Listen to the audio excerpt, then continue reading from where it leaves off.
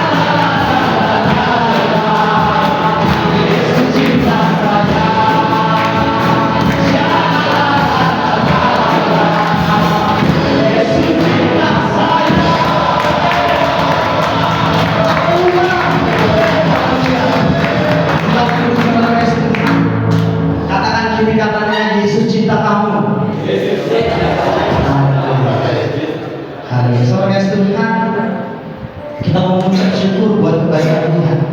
Kita mau bersaksi, kita mau buka ruang kesaksian. Sebelum itu biarlah pujian kita ini menjadi kesaksian. Satu pujian dari Pena Worship, proses hidupku. Kita tahu saat ini kita di tempat ini sedang ada dalam prosesnya Tuhan. Dan biarlah ucapan syukur kita nyatakan dalam pujian. Ku berjalan sendiri dengan segala bebanku di saat sulitku, di saat sulitku ku tak dapat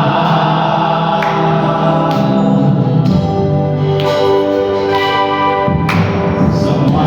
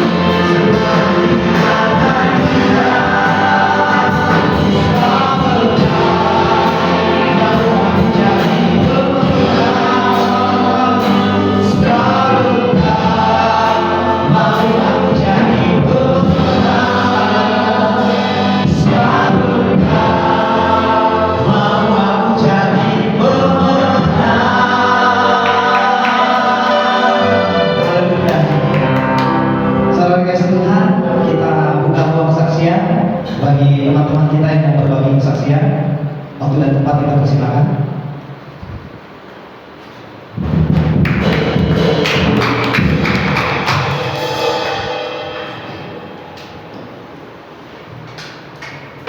Ya, shalom saudaraku. Ada sukacita hari ini. Haleluya. Saya mau bilang sama saudara, katakan begini, semangat terus untuk memuji Tuhan. Jangan baik. Haleluya.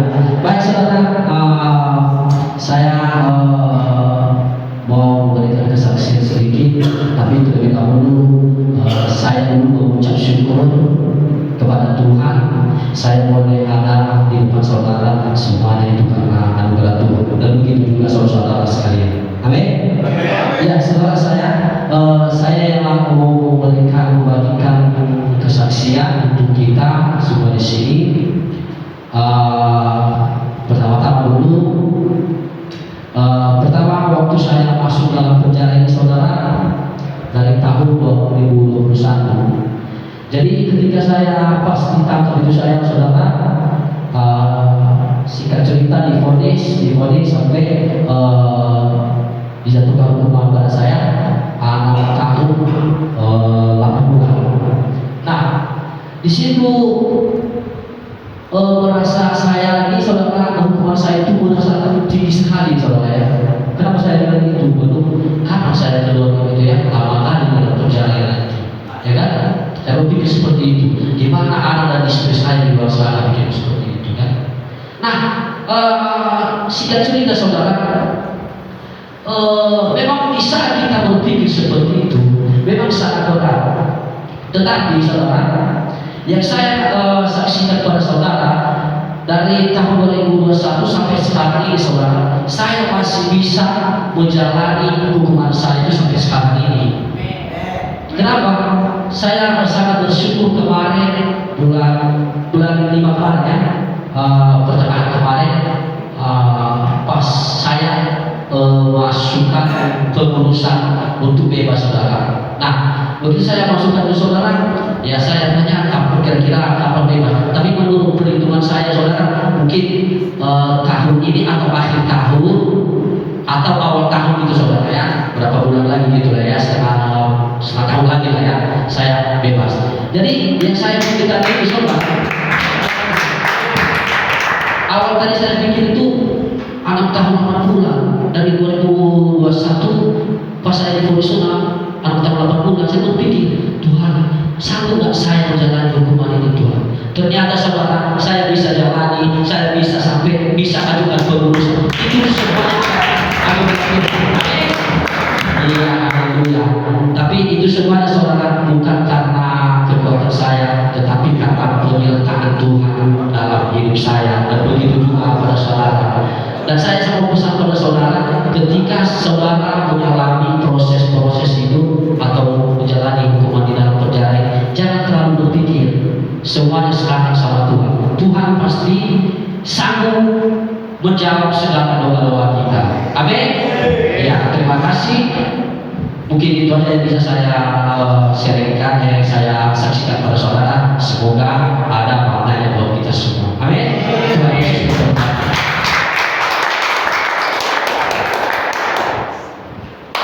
Ya, satu lagi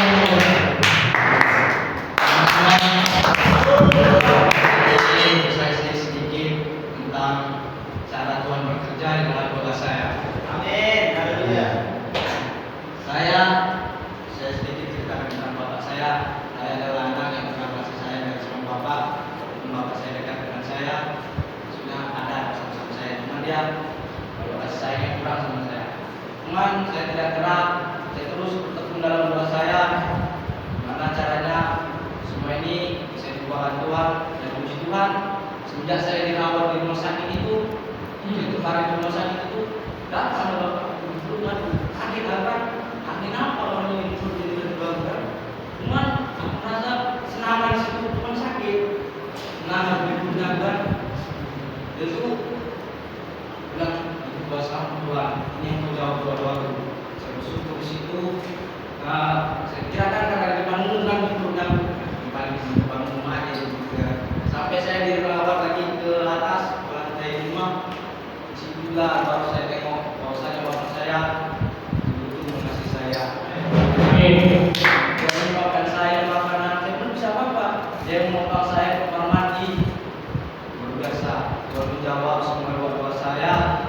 Dan dulunya yang dulu kami makan pakai garam, sekarang puji Tuhan lah kasih kerupuk temannya.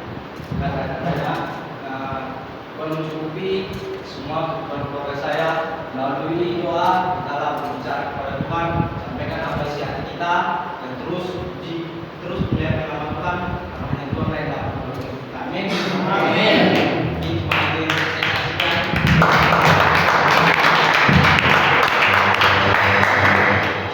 Kesaksian yang luar biasa dari teman-teman kita hari ini.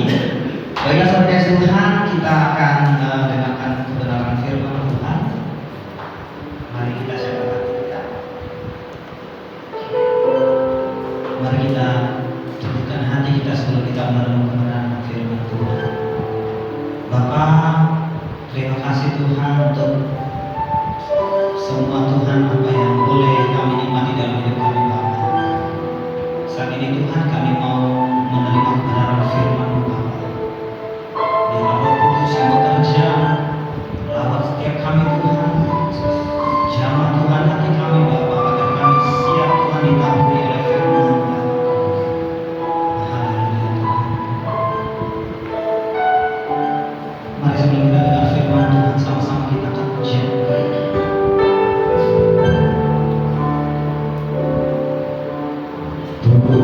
Pulihkan aku Tuhan, berkisah hidupku ini. Segarkan jiwaku selalu oleh kuasa firman dan roh.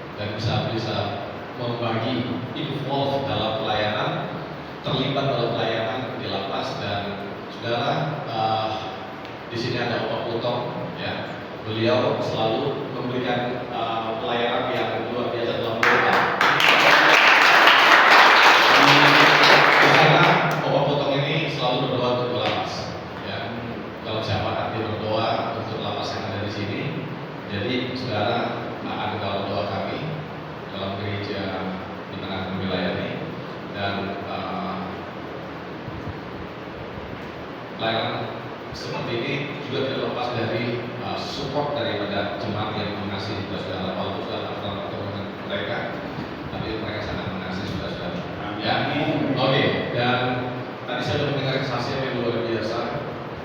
Ada beberapa waktu kita ada di sini bersama-sama. Saya percaya saudara, ini kan akan akan dilupakan. Ya, nggak akan terlupakan. Bagaimana kita bisa jumpa Tuhan di lapas? Kan? Jumpa Tuhan saudara.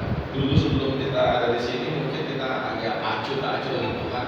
Saya percaya ketika saudara keluar dari sini, saudara akan serius dengan Tuhan. Amin. Kita ubahkan dunia, amin. Kita bisa dunia sambil nggak bisa, kita bisa mengubah dunia, ya. Tidak ada orang yang baik di mata Tuhan, semua jahat, ya. Ini juga jahat. Jadi nggak ada yang baik, saudara. Ketika saya berpikir benar itu jahat. Di mana Tuhan ada jahat besar, ada jahat kecil. Ya, kejahatan itu adalah sesuatu yang kita udah gak connect dengan Tuhan itu jahat. Kenapa? Karena Tuhan mau kita connect terus. Lepas dari hubungan itu jahat. Kenapa? Karena kita udah gak peduli Tuhan. Itu gampang aja sudah. Kejahatan itu ketika kita gak connect dengan Tuhan, kita udah fokusnya beralih, itu kejahatan. Kenapa? Karena hamartia itu adalah dosa. Dalam bahasa aslinya, dalam bahasa Yunani, dosa itu hamartia. Hamartia itu apa? Meleset dari sasaran. Miss on the target. Kalau saudara kemana?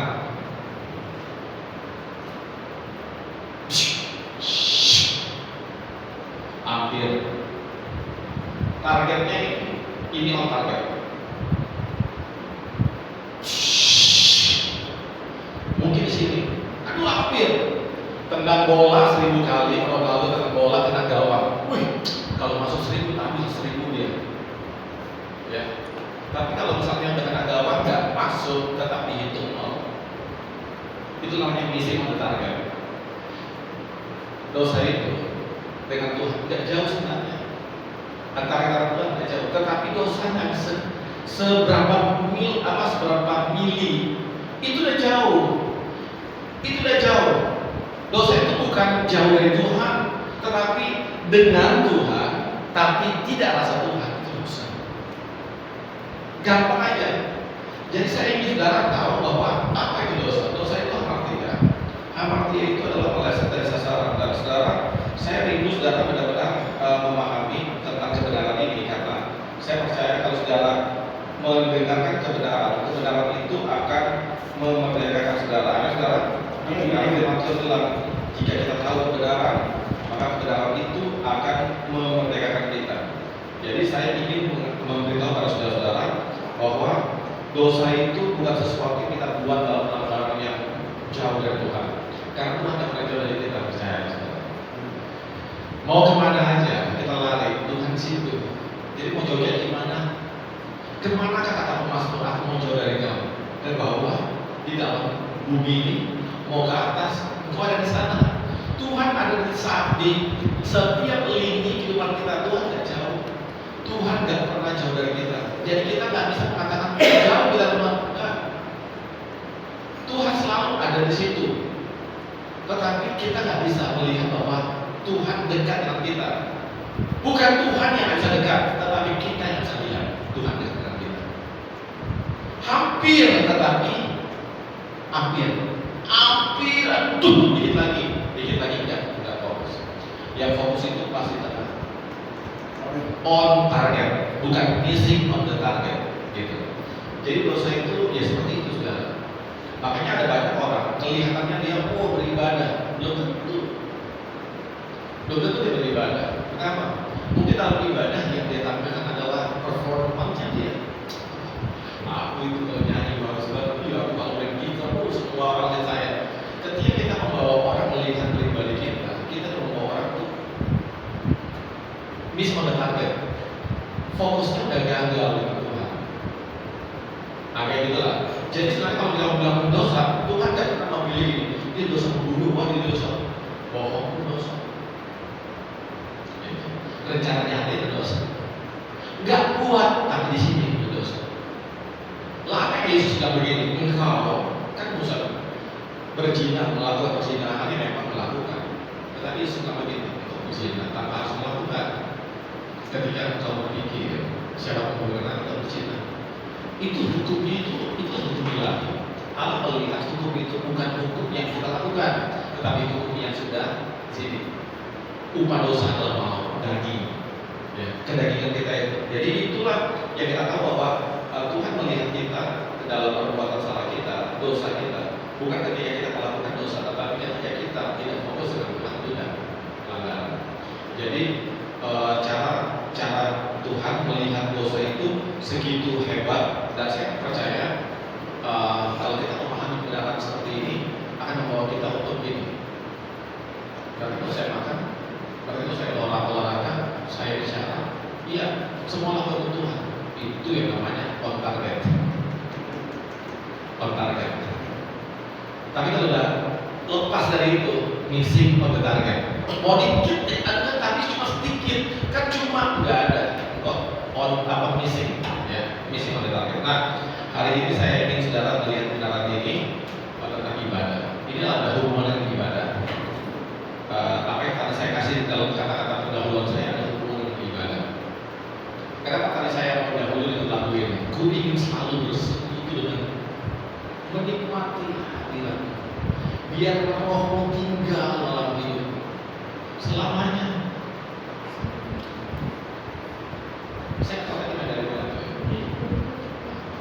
Gak apa-apa, ini pelan-pelan saya ngomong ke apa? Kita punya pemain keyboard hebat, ya.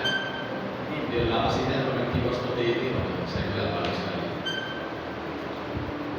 Nah, saudara, ibadah itu adalah memilih Tuhan lebih dari segalanya. Itu adalah ibadah. Ibadah itu apa sih? Ibadah itu adalah fokus dengan Tuhan lebih dari segalanya. Saya sampaikan ini menjadi berkat untuk saya renungkan. Saya bagi itu saudara. Oke, saya mau ada satu orang yang menjadi apa ya? Yang menjadi yang suka kelas saya. Oke, siapa yang mau maju ke sini? Ada yang maju nggak? Satu orang saya pakai. Oke, good. Nah, udah mau keluar ya? Desember ya? Ya, Oke. Nah, perhatikan saudara, ketika Tuhan menciptakan namanya manusia, bacalah firman Tuhan. Ketika Allah menciptakan manusia, Kejadian pasal 2 ayat 7 mengatakan, lalu Allah membentuk manusia dari batu tanah. Udah? Dan setelah dia membentuk, dia menghembuskan napas hidup. Saya akan ngomong di sini dulu, kalau saudara masih ingat. Lalu manusia menjadi makhluk yang hidup. Setelah Allah menghembuskan napas hidup, manusia jadi makhluk yang hidup. Pertanyaan saya, kalau Allah nggak menghembuskan napas hidup nggak manusia? Tidak. Setuju lah itu? Yakin? Yakin? Kenapa ayat hari kelima Allah menciptakan dua kehidupan namanya binatang? Allah tidak menghembuskan napas hidup tuh. Kok binatang bisa bergerak di sini? Lalu apa hubungannya dengan pasal 2 ayat 7? Kalian tadi pasal 1 hari kelima Allah menciptakan. Nah, pasal 1 setelah hari kelima ayat ke-6 bahwa Allah menciptakan manusia. Padahal kita menciptakan manusia menurut gambar dan rupa kita. Itu pasal 1. Tapi pasal 2 itu perincian khusus untuk manusia. Ketika Allah sudah membuat dia, Allah menghembus napas hidup. Sudah membuat manusia, sudah membuat dia manusia. Baca pasal 2 ayat 7. Lalu Allah menghembuskan nafas hidup ke dalam lubang hidupnya dan dia menjadi makhluk yang hidup. Kenapa di pasal 1 Allah membuat makhluk binatang hidup juga? Kok nggak ada hembusan nafas? Karena manusia dan binatang itu berbeda. Karena manusia diciptakan menurut gambar dan rupa Allah, dan Allah memberikan napas hidup kepada manusia. Allah memberikan rohnya yang khusus kepada manusia. Allah menciptakan manusia dan binatang beda. Beda. Karena Allah menciptakan manusia itu seturut dengan gambar dan rupanya sendiri. Akhirnya ketika Allah menghembuskan napas kehidupan ke dalam hidup manusia itu, Allah mau menaruh rohnya ke dalam manusia. Oke, saya setuju. Saya setuju. Kasih tepuk tangan dulu.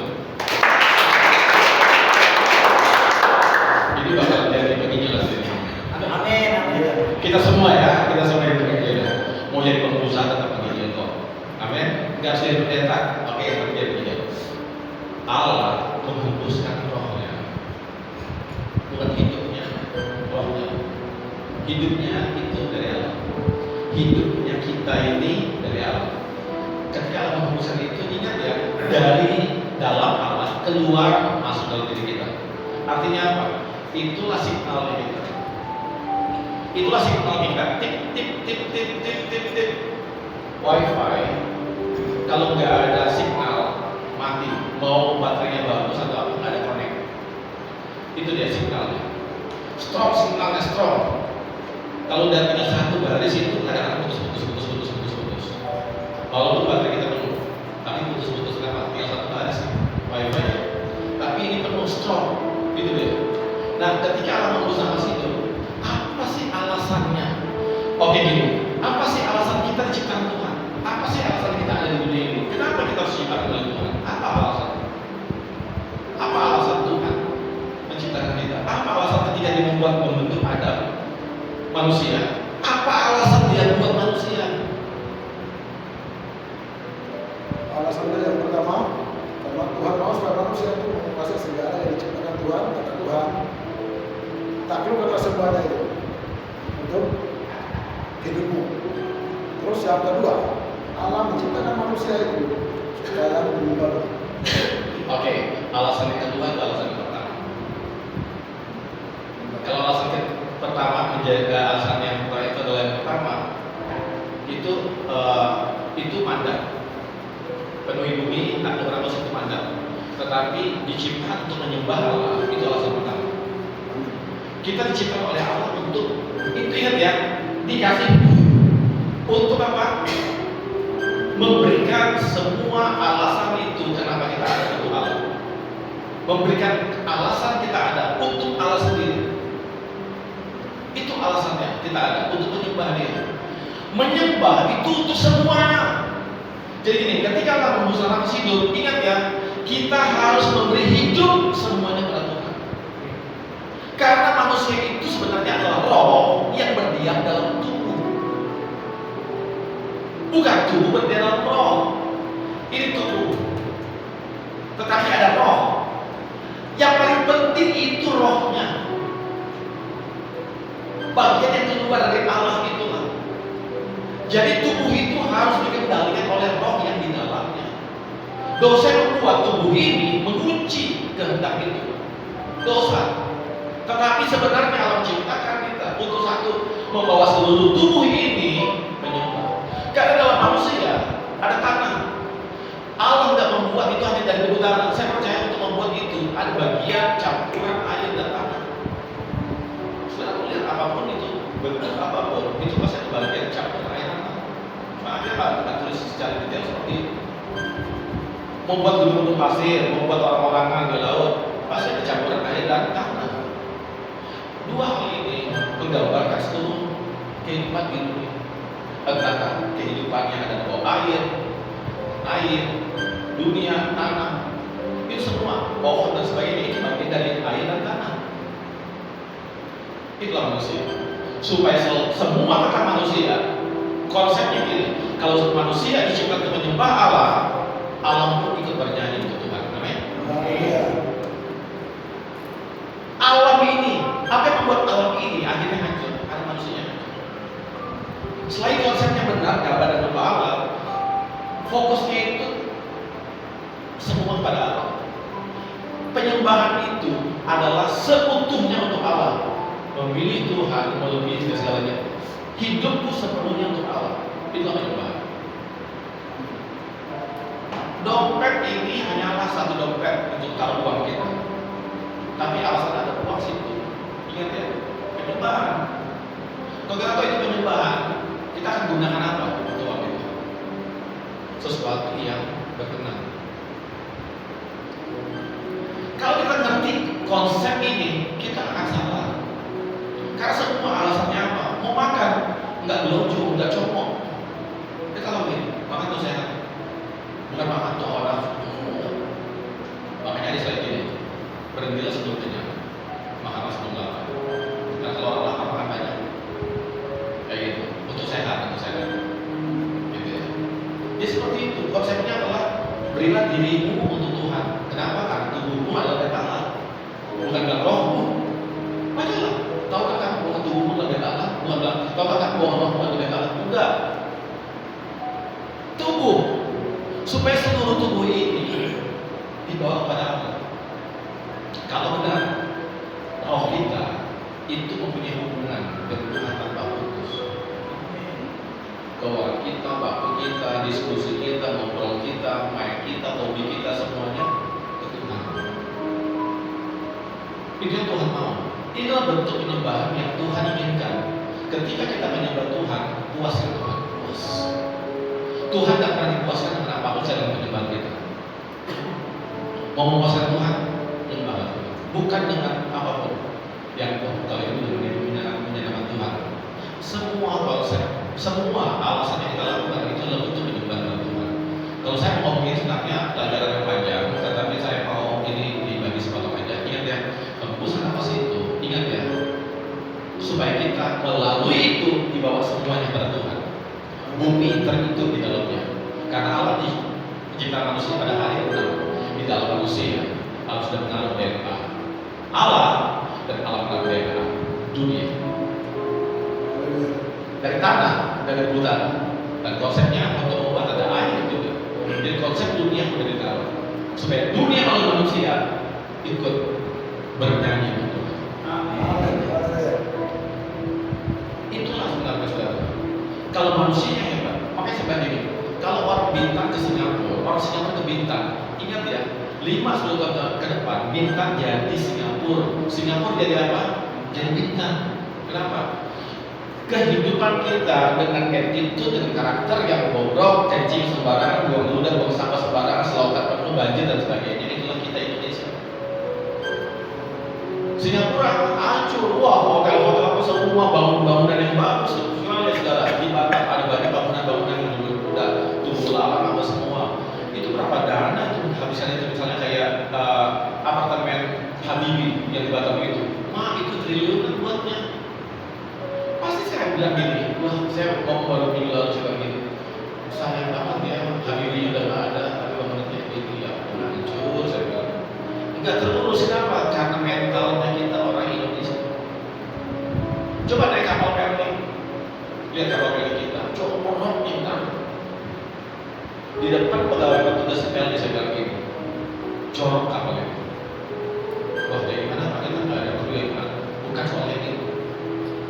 Kalau kita punya mentalnya itu kerja untuk baik, pasti baik. Tapi kalau kita kerja untuk digaji, itu dia nggak baik. Coba saudara, yang penting hari ini udah kerja. Itu keliru banget. Dia tahu di motor, mampet. Dia sudah pikir.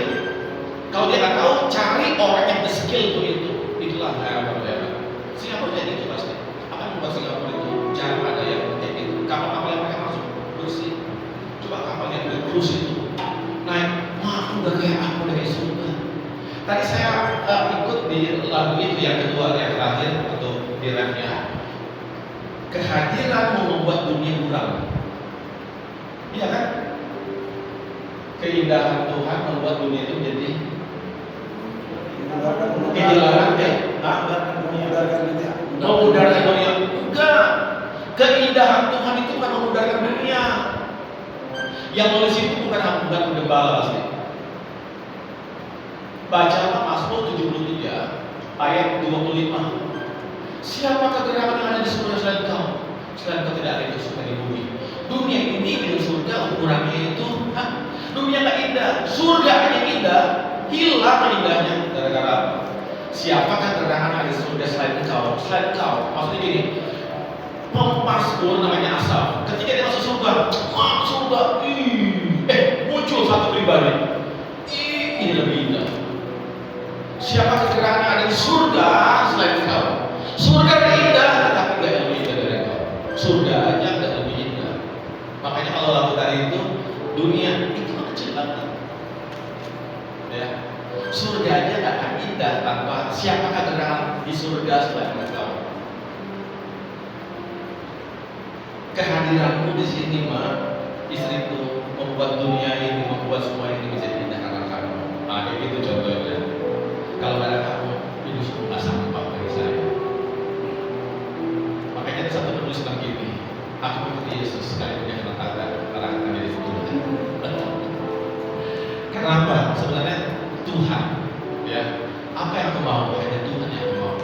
Inilah penyembahan. Penyembahan adalah menginginkan Tuhan lebih dari apa.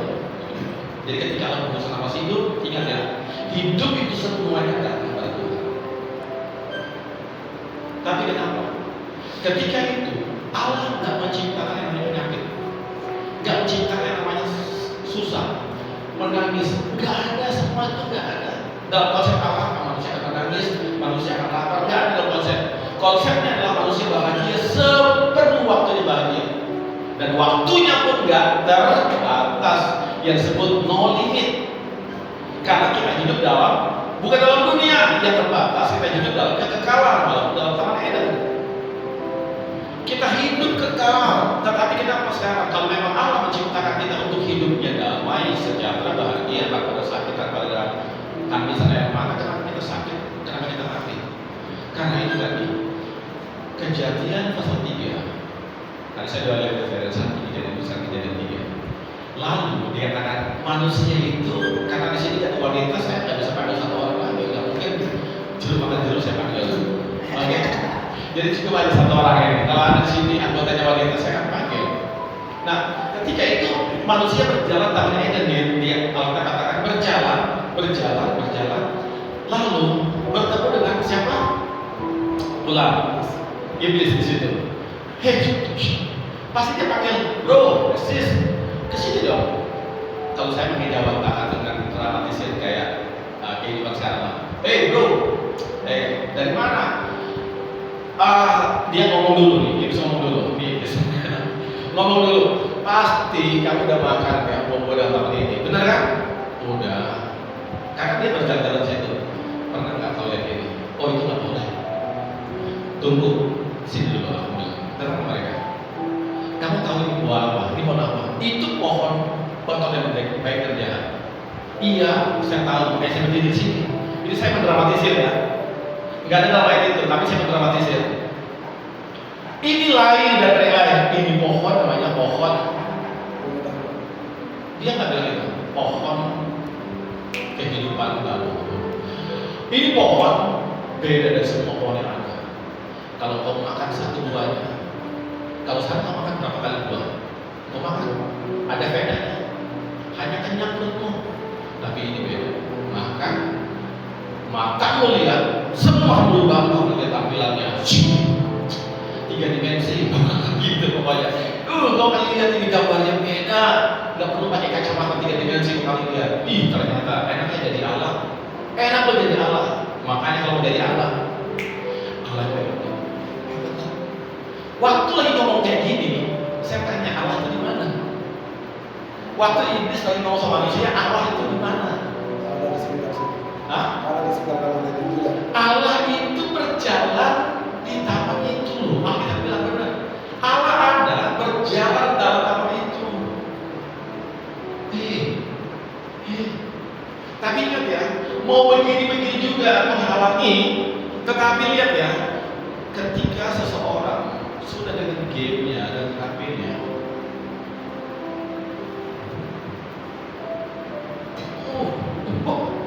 makanya dia anggap itu kayak game, masuk sana game enggak. Maka aku bilang, kau ini apalah bapak ini, apa saja dia nggak peduli, biar ditendang. Ada berapa banyak anak-anak yang mau dibanting apapun di depan dia, kalau pikiran dia punya fokusnya lagi ke HP itu, game itu, suruh makan, suruh apa, bahkan di malam dia bisa sampai pagi pun dia main. Kenapa? Orang udah di dunianya dia seperti itu. Iblis membawa ini, dia menawarkan kehidupan, dia membawa dunia dengan semua bentuk keindahan dunia kepada manusia. Supaya apa? Manusia masuk dalam dunia di mana dia menjadi apa yang diinginkan, bukan apa yang dia inginkan. Itulah yang terjadi. Tuhan ada berbicara, Pak. Tuhan berbicara. Kenapa? Karena di dalam diri kita ada. Waktu Allah menghembuskan nafas hidup itu, Allah di dalam kita. Dan Allah juga ada di sini, di sekeliling tangan itu. Itu yang disebut dengan Immanuel. Immanuel itu Allah bersama kita di dalam. Di di samping, di depan, di mana aja Allah bersama kita. Itulah Immanuel. Allah berbicara Pak. Makanya ada orang lagi ini, sejahatnya manusia, satu titik hitam kejahatan. Satu titik putih kejahatan, tetap adalah orang yang jahat. Sebaik-baiknya manusia, satu titik noda hitam ada dalam hatinya. Ingin berbohong, ingin apa, ada, tetap ada. Saya percaya ketika Allah menciptakan itu, Allah mau tidak ada satu noda pun. Artinya apa? Signal ini hidup. Allah mau berdiri di utara, selatan, timur dan barat, bekerja sama. Allah ada di situ, Allah ada sama-sama saya. Tetapi hari itu kehilangan kontak. Ketika itu kehilangan signal, bukan cuma satu garis, kehilangan semuanya. Kenapa? Fokusnya berhala. Ini yang saya sebut dengan terpisah.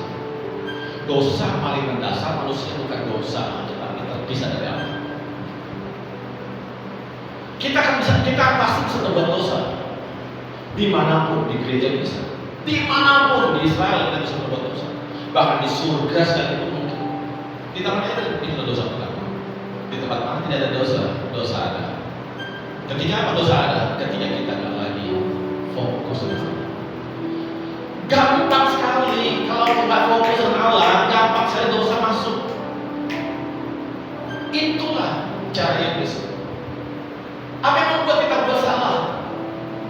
Apa yang membuat kita melahirkan perbuatan yang salah?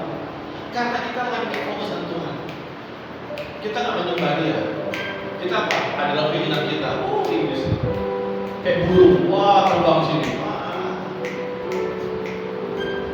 Seorang penulis namanya Roberts, dia bilang begini, biarkan aja kalau burung terbang ke kepalamu, nggak apa-apa, selama dia nggak bersarang di kepalamu. Tetapi manusia waktu itu apa? Ingin mengejar keinginannya. Kalau mengejar keinginan, pernah tahu ya kawin dini, kawin umur 10 tahun ya. Orang kalau udah memang buta, udah miring, orang tua gimana, kalau diikat dibakar pun yang bagi masih hidup kawin deh. Itu dia, benar tidak kalau orang udah mengejar keinginan itu paling tinggi. Keinginan itu apa? Mau jadi Allah, itu aja gampang. Setelah dia dapat, dia bisa. Kalau dapat kayak gitu, sekarang yang berdosa. Lah, itulah dosa yang kedua. Jadi, yang pertama terpisah, yang kedua dosa, yang ketiga adalah iblis mengontrol kehidupan kita. Ke kiri, kiri, ke kanan. Jadi mau milih kan? Ke kiri, ke kanan. Karena apa? Iblis gampang mengontrol kita. Karena kita udah ada dalam natur kejatuhan. Itu sebenarnya. Nah sekarang kita tahu bahwa Allah datang memberikan, bukan lagi menghembuskan nafas hidup, tetapi Dia datang firman-Nya jadi manusia. Ini hal yang luar biasa. Adam gagal, tetapi firman-Nya akan gagal. Amin. Itulah Adam yang kedua, yang terakhir. Tuhan mengutus Adam, kata Galatia, Paulus bilang, Kristus adalah Adam yang terakhir. Firman-Nya bukan hanya menghembuskan pada Adam, tetapi bagaimana sekarang membuat orang itu hanya ada satu yang membuat orang itu bisa kembali kepada fokus utama, hanya satu, penyucian. Dan setiap gulungan dosa itu dia menginginkan Yesus. Firman jadi manusia, firman yang hidup bergerak, firman yang bisa melihat, firman yang bisa meraba, firman yang bisa berbicara, firman yang bisa menangis. Itulah Yesus. Dalam kemanusiaannya iya, tetapi Dialah sang firman di dalam manusia. Dan untuk bisa membuat manusia yang udah kehilangan fokus ini kembali pada fokus, dia harus menyucikannya dengan kematian, dengan darah. Supaya apa? Supaya kurungan itu semuanya dipatahkan. Amin. Supaya kehidupan kita kembali dikuasai oleh Roh. Karena kita adalah sebenarnya roh yang berdiam dalam tubuh. Makanya gini, Roma pasal 7, aku manusia celaka, baru aku membuat yang baik yang tidak ada padaku. Tetapi kita bersyukur pasal 7 ayat 24. Syukur pada Allah oleh karena Yesus Kristus. Ayat 25. Ayat 26 bilang gini, dengan akal budiku aku melayani hukum Allah, dengan tubuh yang saniku ini nanti aku melayani hukum dosa. Jadi sebenarnya gini, ketika Allah membebaskan dia dengan penyucian darah anak domba Allah dengan darah Kristus, Allah menyucikan. Yang perlu dibebaskan itu adalah pikiran kita. Roma 7 ayat 25 ayat 26 itu gini, syukur kepada Allah oleh karena Yesus Kristus. Jadi yang pertama yang kita ingat ini, kalau kita ingat Yesus dan bersyukur, akal budi kita melayani Allah. Tapi kalau kita tidak bersyukur pada Yesus, tubuh insan kita melayani dosa. Jadi antara perbuatan baik yang berkenan kepada Allah dengan tidak, itu terletak pada pikiran. Dengan akal budiku aku melayani hukum Tuhan, dengan tubuh insaniku aku melayani hukum dosa. Saya baru baca Roma pasal 7 dari ayat 13 sampai ayat 24. Saya bersyukur, iya dong, Paulus bilang gini, aku ini manusia celaka, terjerat di bawah kuasa maut. Aku mau berbuat yang baik yang jatuh daripada aku. Jadi bagaimana aku? Aku mendapatkan dua hukum ini berarti. Aku mendapatkan dua hukum ini. Kalau akal budiku aku melayani hukum Allah, tetapi tubuh insaniku ini melayani hukum dosa. Jadi saat kita tidak fokus dengan Tuhan, ini akal budi kita tidak fokus, otomatis daging kita dosa. Itu aja gampang. Apa yang membuat kita berdosa? Karena kita tidak fokus dengan Tuhan. Dosa adalah ketika kita tidak menjadikan semua pada Tuhan, pasti hukum tubuh insani lemah. Tapi selama kita mau menyenangkan Tuhan, menyenangkanmu, sedangkan hanya itu kerinduanmu,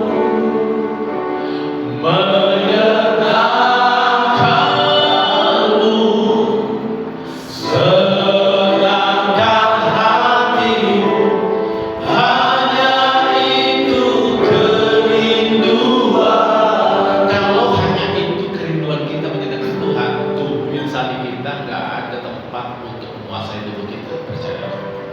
Tapi ketika kita nggak menyenangkan Tuhan, tubuh insani kita itu udah pernah jatuh dalam dosa, natur itu udah berdarah daging. Jadi dosa itu dibuat ketika kita tak layani hukum Allah. Ketika kita tak fokus dengan Tuhan, udah pasti kita berdosa. Tapi yang buat apa? Terpisah dari Allah, untuk akan dengar iblis berbicara. Saat kita tak fokus dengan Tuhan, itulah bentuk ketidak penyembahan kita pada Tuhan. Tapi penyembahan adalah selalu menyenangkan Tuhan. Saya percaya seluruh tempat ini akan diubahkan dengan hadirat Tuhan. Amin.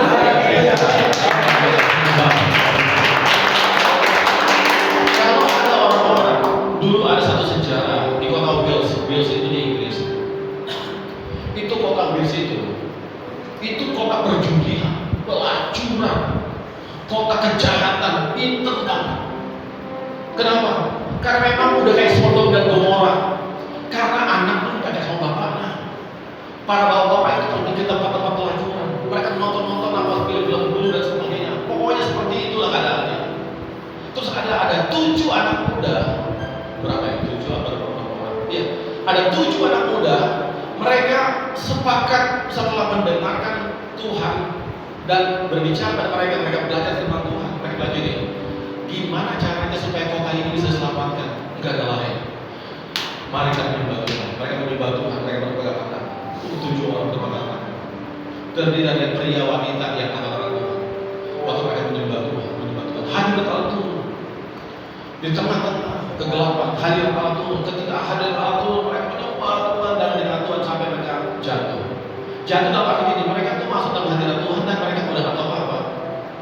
Tapi di saat mereka rebah seperti 7 orang anak muda, tiba-tiba kota Wales itu mengalami lawatan Tuhan. Sekonyong-konyong lawatan Tuhan terjadi. Apa yang terjadi?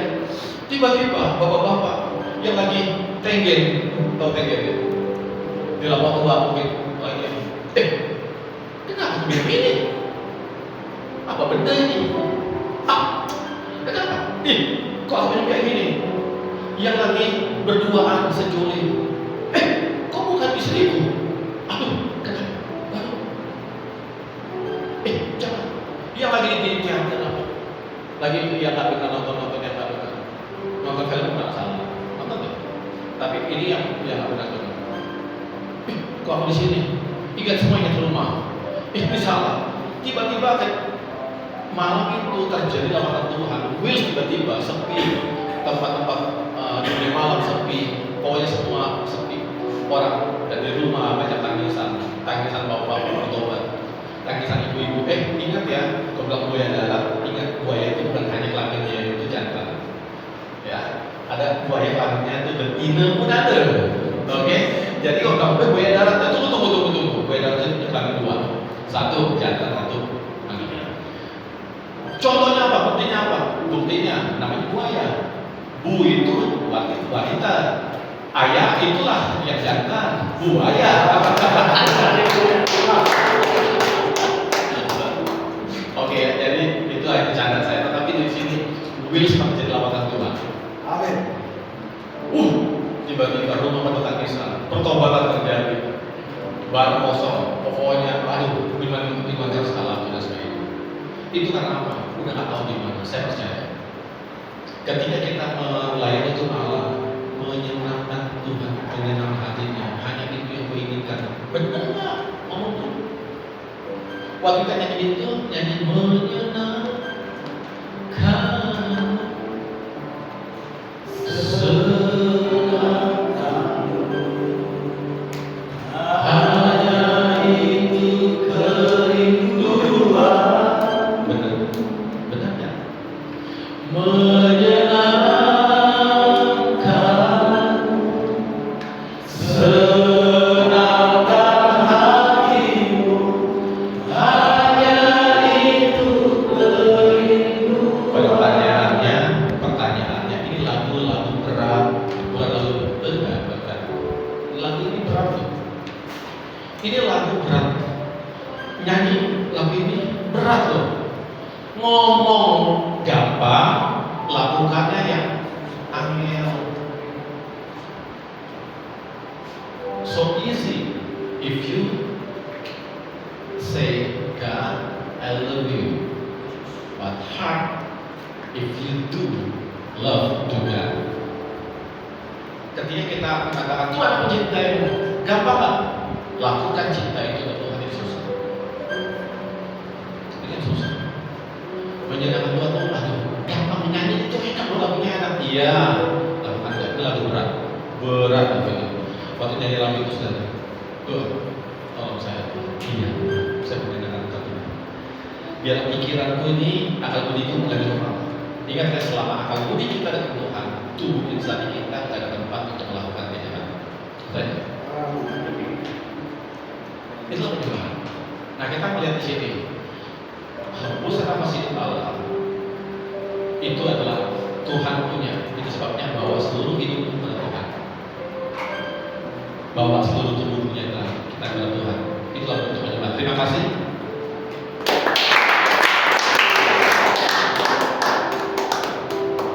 Bapak Ibu Saudara sekalian, hal ini penting untuk kita pelajari.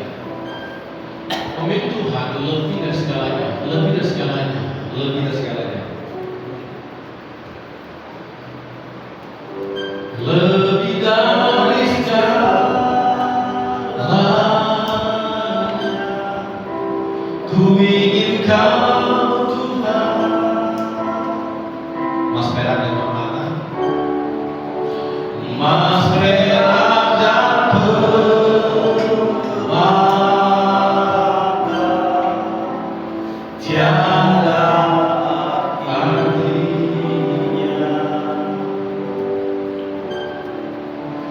Ku ingin lebih dekat, bersekutu denganmu, jadikan ku aman setia kepadamu. Lebih dari segalanya, ku ingin Kau Tuhan. Itu yang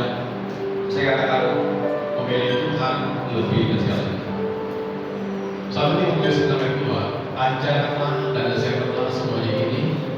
Jika seorang mengajarkan ajaran lain dan tidak menurut perkataan sehat, yakni perkataan Tuhan kita Yesus Kristus, dan tidak menurut ajaran yang sesuai dengan ibadah kita, khotbah seperti apapun, kalau enggak khotbah tentang Tuhan Yesus, bukan khotbah. Ia adalah seorang yang tidak tahu padahal tidak tahu apa-apa. Penyakitnya ialah mencari-cari soal dan bersilat kata yang menyebabkan dengki, cedera, fitnah, curiga, fitnah, percakapan antara orang-orang yang tidak lagi berpikiran sehat dan yang kehilangan kebenaran, yang mengira ibadah itu adalah satu sumber keuntungan. Memang ibadah itu kalau besar dan rasa cukup memberi keuntungan besar. Sebab kita tidak membawa sesuatu apa ke dalam dunia dan kita pun tidak membawa apa keluar. Asal ada makanan dan pakaian cukuplah. Tetapi mereka yang ingin kaya terjatuh dalam pencobaan, ke dalam jerak dan ke dalam berbagai nafsu yang hampa dan yang mencelakakan, yang menenggelamkan manusia ke dalam keruntuhan dan kebinasaan. Ayat 10, ada sama-sama 1, 2, 3.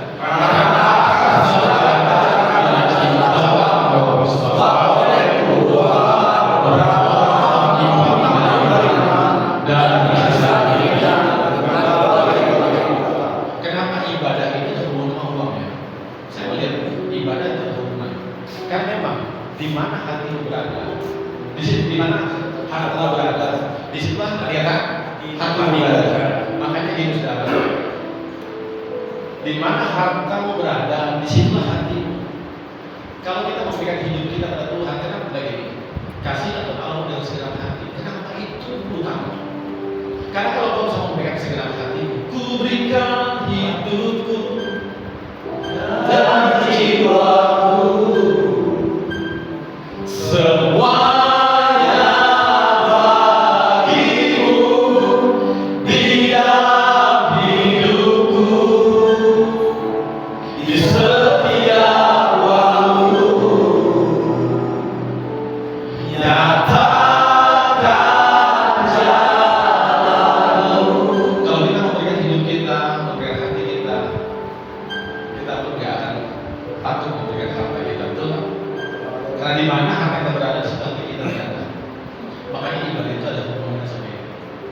Kenapa? Karena ayat yang beberapa dibilang. Tetapi mereka yang ayat 7, sebab kita tidak dapat membawa apa-apa keluar. Sebab kita tidak membawa sesuatu ke dalam dunia dan kita pun tidak membawa apa-apa keluar. Ada nggak yang lahir di sini membawa sesuatu? Tiba-tiba, projol kata orang Jawa, projol, udah ada keju di mulut kasih penyakit. Nggak ada kan? Yang keju dari mulut dia kasih penyakit. Nah, artinya kita nggak pernah membawa apa-apa. Waktu kita keluar pun kita nggak bawa apa-apa. Waktu kita udah entek, mate, udah mati. Itu dibilang ayat 7. Kita pun nggak mau apa-apa. Sama seperti kita datang nggak mau apa-apa, kita pun akan pergi keluar nggak mau apa-apa. Tapi yang kita bawa, yang kita bawa ke dalam kekekalan. Pernah nggak lihat orang mati? Dia bawa Mercy-nya. Mercy ini, new eyes, wah ini Mercy yang baru. Saya percaya Ronaldo pun yang paling suka beli mobil baru. Yang limited edition hanya satu mobil untuk dia. Dengar, dia akan pernah bawa itu ketika dia mati. Saya percaya. Pernah nggak lihat di dalam kubur? Kuburannya keren banget, dikacain. Mau lihat petinya pun ada di bawah, jelas kacanya di laut hari. Begitu lihat, 8 bola ada di dalamnya. Ada Messi main. Dia ada televisi, ada kolam renang, ada kuburan kayak gini. Nggak ada. Hanya orang-orang Kristen yang kadang-kadang saya bilang gini, agak sedikit aneh sih. Begitu petinya dibuka, mau ditutup, dimasukin baju-bajunya, dimasukin. Wah, ini baju-bajuku. Pakai baju-baju. Alkitab. Ditaruh Alkitab, baca-baca. Sampai Alkitab pun masuk dalam peti, Pak. Pertanyaan saya, kalau dia masih bisa baca, gali, masih hidup dia berarti. Alkitabnya pula di tangan. Masa mana ya?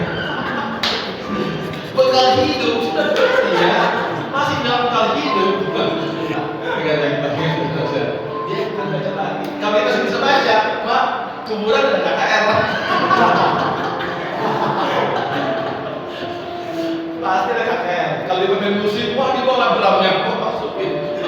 Gak pernah kita lihat yang seperti itu kan. Hanya ada di Cina.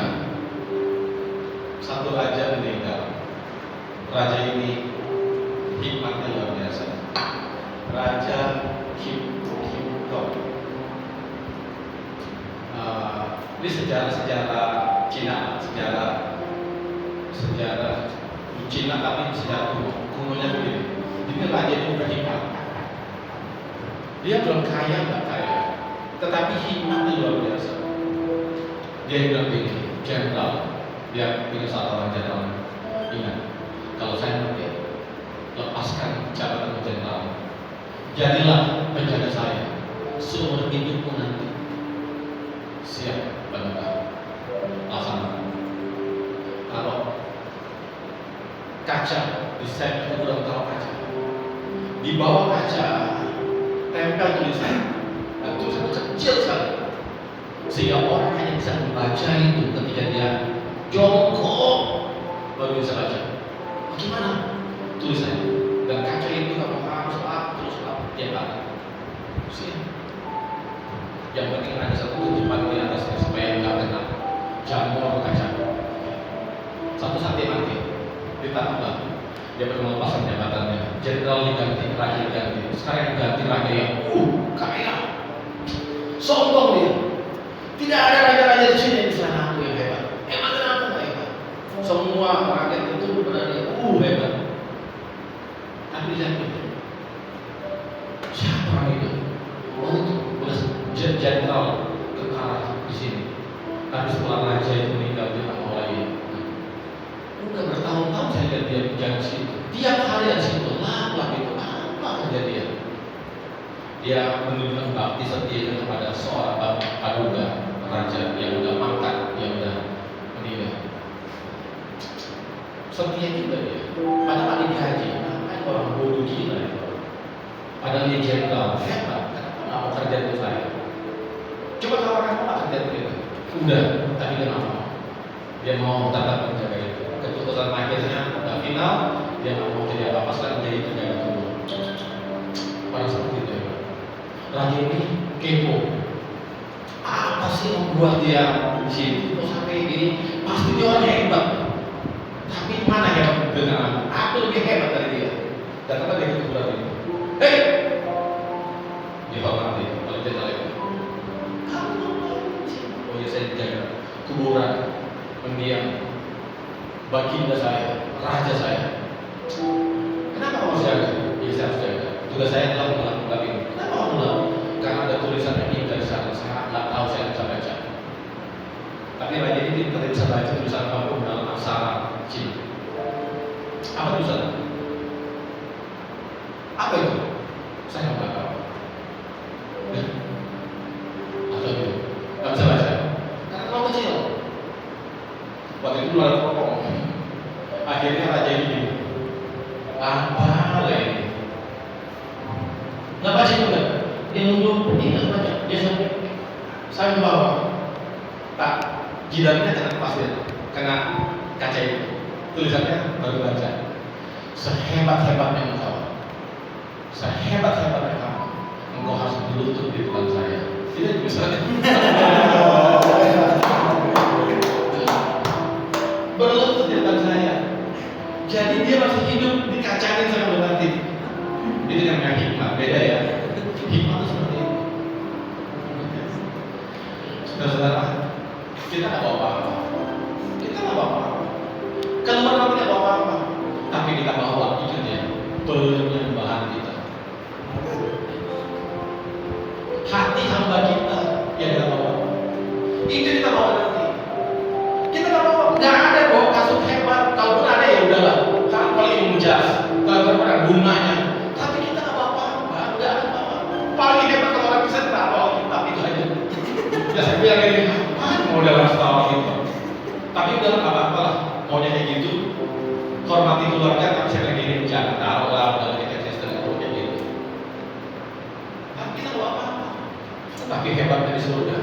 Apa yang kita buat dalam ibadah itu ada di sana. Mobil nasi kita nggak kelihatan. Nah, kecuali mobil kita pakai dalam pelayanan kelihatan.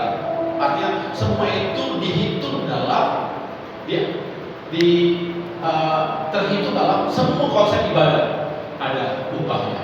Tapi kita pakai untuk diri kita, kesenangan kita nggak ada. Hanya semua kita pakai dalam kesenangan untuk Allah itu ada. Itulah ibadah. Jadi mau bawa apa kita nanti? Bawalah ibadah kita. Semua dalam ibadah yang kita lakukan itu ada sana. Kita akan lihat. Saya pernah ngomong seperti itu. Seorang raja yang menguasai sebagian Eropa, namanya The Great Alexander Agung. Alexander dia orang luar biasa. Dia bisa menaklukkan separuh dunia. Kekayaannya jumlahnya, kekayaannya banyak banget. Tetapi pada umur 31 masuk 32 tahun dia kena sakit keras. Dia bilang sama dokter pribadi ya, tolong carikan saya obat. Kan saya jangan tahan ini, panas saya punya badan. Dia cari, dokter itu pulang. Udah keliling berapa bulan pulang, saya ketemukan obat. Dulu nggak ada pesawat seperti sekarang, nggak ada obat. Jadi bagaimana? Baginda, kamu pasti mati. Hah? Dengan kematian, dia masih muda, umur 31-32 tahun. Jadi saya mati saya. Dia mikir, itu kalian itu. Alexander Agung atau The Great Alexander dia mikir. Dan nanti boleh lihat di Google. Dia pakai lagi semua kumpul, seluruh istana kumpul, dokternya kumpul. Dia ngomong begini, kalau nanti aku mati dan saat ini, tolong saya, taruhlah saya di keranda, biar saya dibawa ke pemakaman, kuburkan saya. Tetapi saya mau dokter pribadi ini berdiri di depan keranda. Dia harus menulis saya dokter pribadi, supaya dunia tahu bahwa Alexander Agung, Great Alexander Agung, orang yang hebat, punya dokter pribadi. Dokter itu nggak bisa tolong saya. Dan yang kedua dan tiga, kalau saya nanti taburkanlah perak emas di bawah kereta saya. Ya mau ambil, taburkan aja, supaya dunia tahu bahwa Alexander Agung yang kaya raya itu gak membawa uang, gak membawa semuanya kekayaannya dalam kematian. Ketiga, biarlah peti itu dibolongin untuk tangan saya. Jangan begini, jangan begitu, tapi bukalah tangan saya. Kenapa? Supaya kita tahu Alexander datang tidak membawa apa-apa, pergi tidak membawa apa-apa, tidak membawa dunia, tetapi membawa dirinya sendiri. Sekarang kita akan bawa istri, kekayaan, apa? Kalau istri nggak bawa suami, nggak bawa semua. Kekayaan kita nggak mau dijual, apa kita nggak tahu, nggak ada rasa lagi. Tetapi ada semua ibadahmu, apa yang kamu buat sebagai bentuk connected dengan Tuhan, tidak sia-sia. Jerilah kita nggak sia-sia. Main musikmu, WL-mu, kesaksianmu, tenagamu, apapun yang kamu buat, itu ada tersimpan dalam kekekalan bawah. Ku tak mau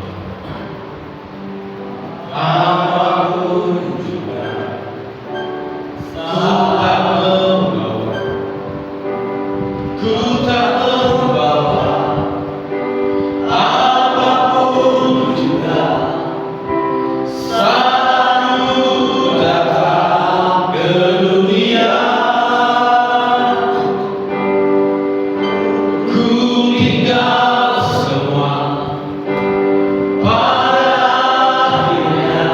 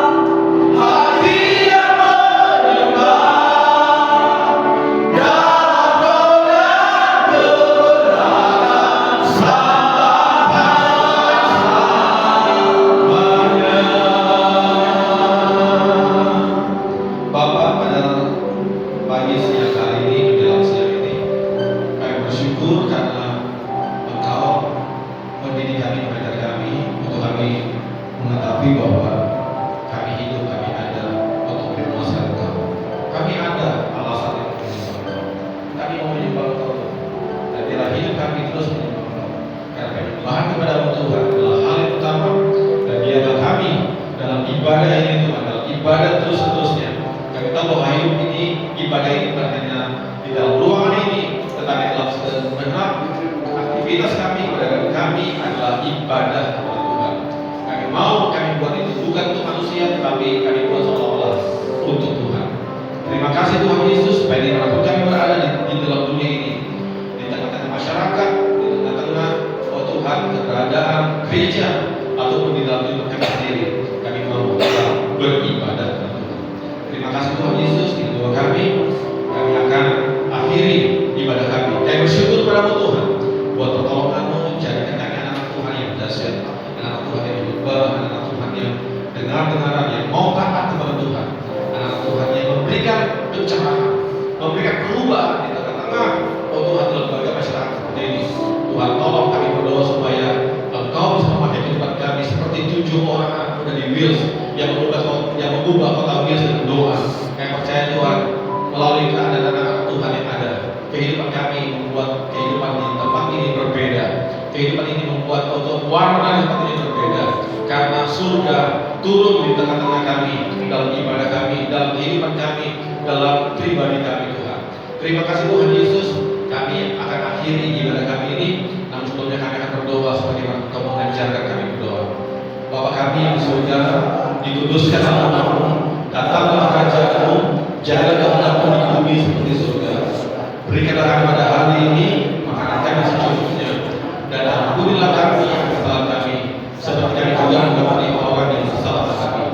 Dan janganlah Engkau kami dalam mencoba, tetapi lepaskan kami dari jahat, karena Engkau punya kerajaan dan kuasa dan kemuliaan sampai selama-lamanya. Terimalah berkat dan sejahtera dari Allah Bapa, hidupmu sekarang, hidupmu nanti, keluarga, siapapun, anakmu, istrimu, keluarga yang ada di sana, dipelihara oleh Tuhan. Berkat, cinta kasih dari Tuhan Yesus dan persekutuan dari Allah Roh Kudus menyertai hidup kita sekarang sampai selama-lamanya. Di dalam nama Yesus kami berdoa. Haleluya, semua yang percaya katakan amin.